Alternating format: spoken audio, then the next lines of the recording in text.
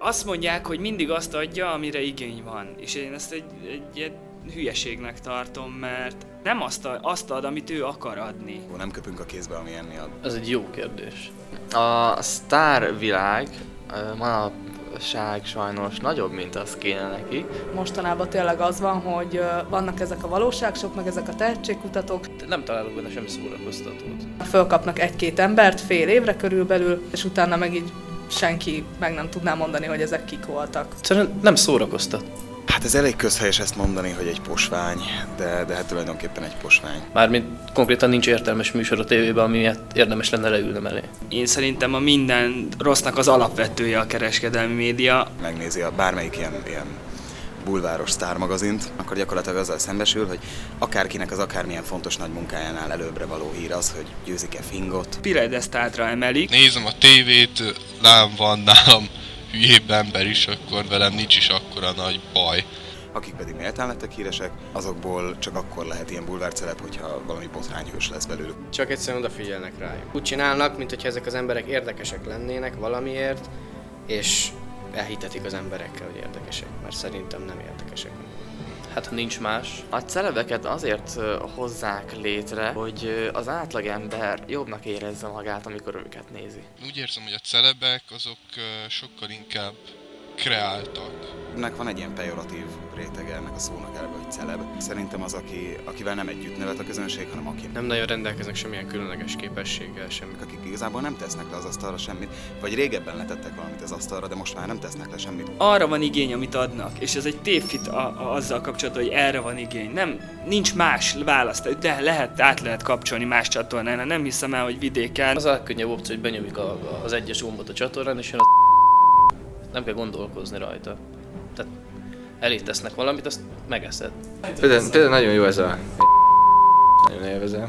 Hát ennél igénytelen part én még nem láttam. Hát egyrészt a képi világa, hát ez valami borzasztó. Látszik rajta, hogy itt pénz megspórolás van, amatőrizmus az egész, és semmi másról nem szól, csak arról, hogy mint hogyha az embereknek,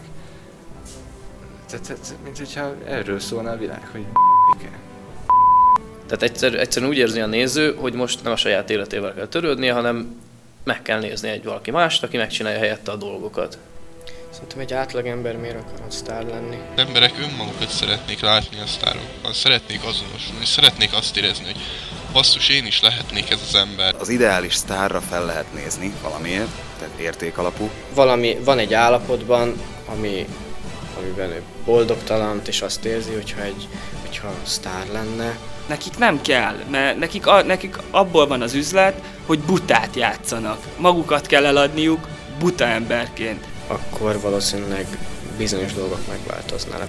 Hát, de azt szerintem inkább ilyen mondva csinál dolog. Most így nem figyel senki a BKV ellenőr Marikára, de hogyha a sztár lenne, akkor... És hát azért van több celeb, mint sztár, mert több a magamutogató ember, mint az elhivatott, tehetséges, visszahúzódó ember.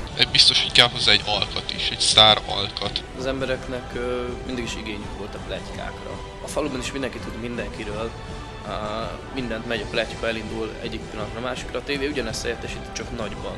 Igen, nyomatják az arcba egyrészt, másrészt meg... Elhitették veled, mivel annyi helyen láttad, annyiszor találkoztál már veled, nyilván nem személyesen. Beállítanak egy karaktert, és akkor már így elkezdi érdekelni az embereket. Bármikor kezet foghatnál vele az utcán, és el tudnál vele beszélgetni. Hogy akkor most a lelkét adja el, vagy a népszerűségét? Jó, persze ilyen is van, meg tényleg, aki tényleg tehetséges, meg tényleg tud valamit. És persze vannak értelmes, okos emberek is este 11 után.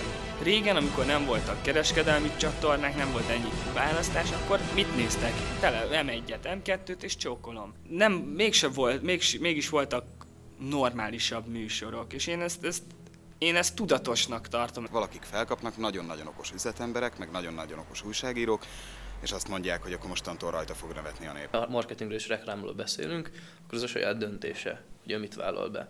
És nem mondom, hogy termékké válna, esetleg egy eszközzé válhat a termék eladásához. Mondhatni, hogy bálvánnyá válnak, ami tárgy ugyanakkor isteníthető.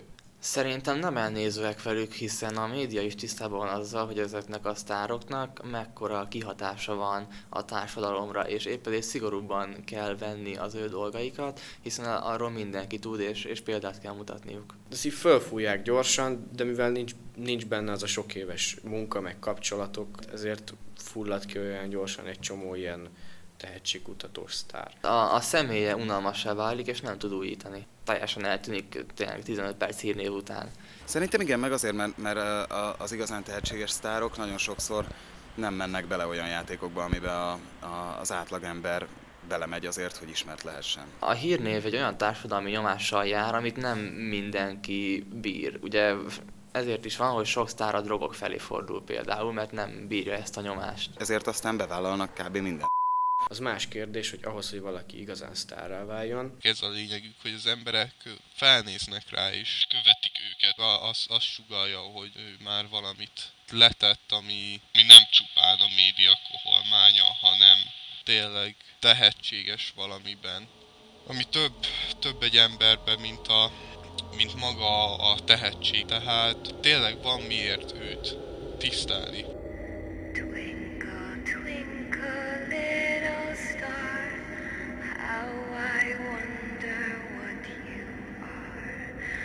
Up above the world so high, like a diamond.